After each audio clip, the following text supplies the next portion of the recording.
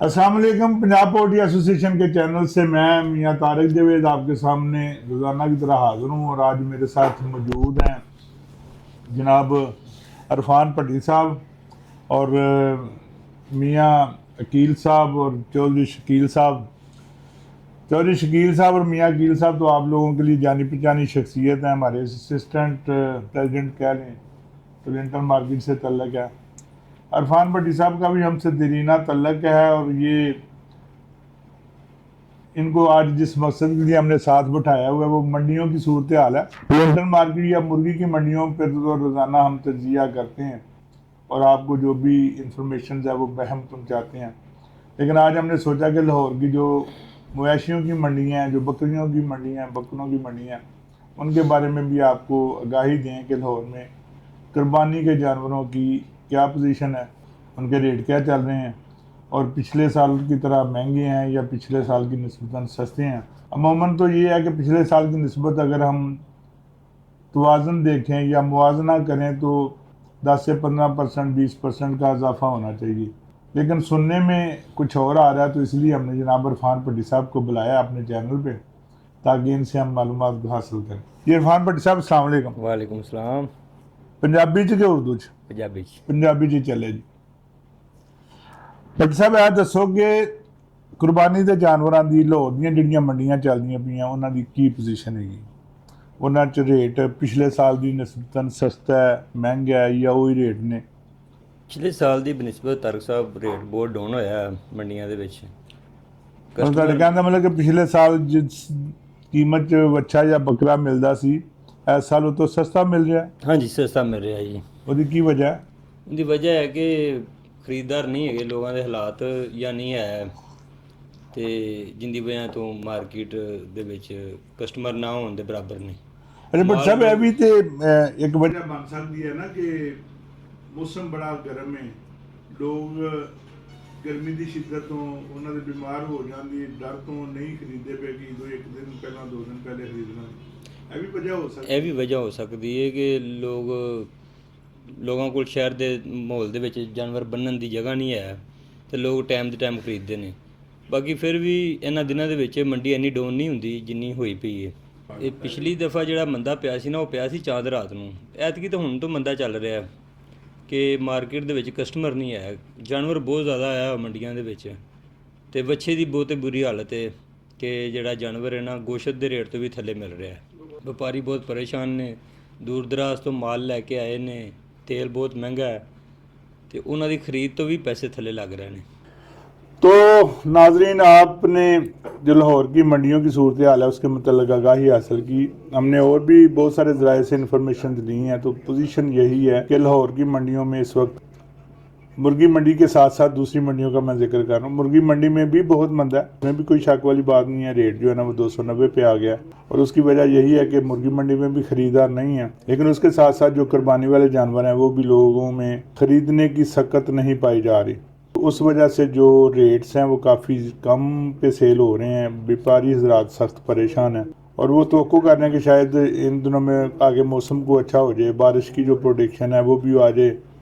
और ये भी हकीकत है कि लोग गर्मी की शिद्दत की वजह से जानवर नहीं खरीद रहे कि उनको रखने की जगह मुनासिब नहीं है, बीमारी का डर है, तो शायद 1-2 दिन पहले तमाम लोग जो है ना कुर्बानी के जानवर ख़रीदें।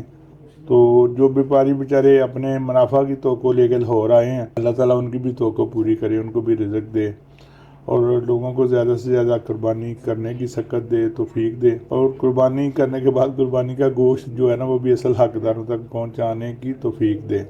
ईरान अमेरिका जंग का सिलसिला बदस्तूर उसी तरह धमकियों, अफवाहों और छोटे मोटे हमलों की साथ जारी है, लेकिन उसकी वजह से पूरी मुल्की मईशत का बेड़ा गर्क हुआ है। पेट्रोल महंगा हो रहा है, दूसरी चीज़ें महंगी हो रही हैं जो अवाम के इज़्तिराब का बायस बन रही हैं। अल्लाह ताला इस मामले को भी जल्दी से जल्दी ख़त्म करे। शुनीद है कि ये 12 से 18 घंटों के दौरान ये मुआदा होने जा रहा है, ये को फाइनल हो जाएगा।